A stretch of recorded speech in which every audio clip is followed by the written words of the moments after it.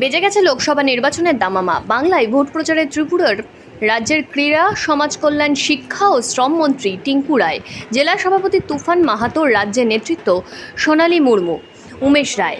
ঝাড়গ্রাম লোকসভা কেন্দ্রে দিনভর নানান কর্মসূচি। প্রথমেই ঝাড়গ্রামের গুপ্তমণিতে পুজো, তারপরেই শিমলি গ্রামে ভক্তদের সাথে জনসংযোগ, শিমুলডাঙ্গা গ্রামে জনগোষ্ঠীর মিলন, চুপকা গ্রামে কৃষকদের সাথে ভোজনে এবং শেষমেশ ঝাড়গ্রামে জেলা নেতৃত্বদের নিয়ে বৈঠকের পাশাপাশি ঝাড়গ্রাম সংগঠনের জেলার গোপীবল্লভপুর বিধানসভার অন্তর্গত শিমলি গ্রামে লাভার্থী সম্পর্ক অভিযান ও মাতৃশক্তিদের সঙ্গে বার্তালাপ করেন ত্রিপুরা সরকারের যুব শিক্ষা, ক্রীড়া ও সমাজ কল্যাণ মন্ত্রী সম্মানীয় শ্রী টিঙ্কু রায়।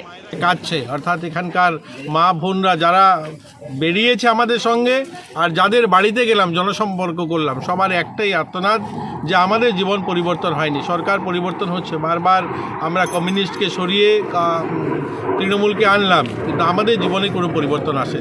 সবাই বিজেপির পক্ষে, মোদিজির পক্ষে রয়েছে। এখানে প্রধানমন্ত্রী আবাস যে আমরা সারা দেশে যেভাবে বলি বা আমরা দেখছি প্রধানমন্ত্রী আবাস নির্মাণ হয়েছে, শুধু ব্যতিক্রম দেখলাম এখানে যাদের বাড়িতে গেলাম একটা গরিব মানুষের বাড়িতে প্রধানমন্ত্রী আবাস দেখলাম না। জানি না এই ঘরগুলো কারা পেয়েছে। এখানে যারা লিডাররা রয়েছে, তৃণমূল করেন যারা, এমএলএরা, তাদের আত্মীয় স্বজন সারা বোধহয় কেউ এই ঘরগুলো পাননি। আজ এখানে রাস্তা নেই, দেখুন আপনারা একটা রাস্তা কোথায়, আমরা গলিগলিতে হাঁটছি, কোনো রাস্তা নেই। এই বর্ষা আসছে সামনে, হাঁটার মতো কোনো ব্যবস্থা নেই। প্রধানমন্ত্রী গ্রামীণ সড়ক ছাড়া আপনি যখন একটু গ্রামে ঢুকে যাবেন দেখবেন কোথায় কোনো রাস্তা নেই, ঘর নেই, জলের ব্যবস্থা করতে পারেনি। যেগুলো দিয়েছে শুধু সরকার, কেন্দ্র সরকার, সেগুলোও ডিস্ট্রিবিউশন ঠিকঠাক করে তারা করতে পারেনি। প্রচারের মূল ইস্যু কী রাখছেন? দেখুন, আজকের ক্যাম্পেনিংটা ছিল আমাদের লাভার্থী সম্পর্ক অভিযান। মোদিজির যে জল জীবন মিশন বা উজ্জ্বলা যোজনার গ্যাস, বাড়ি বাড়িতে টয়লেট নির্মাণ, প্রধানমন্ত্রী আবাস যারা পেয়েছে তাদের সঙ্গে সম্পর্ক করা।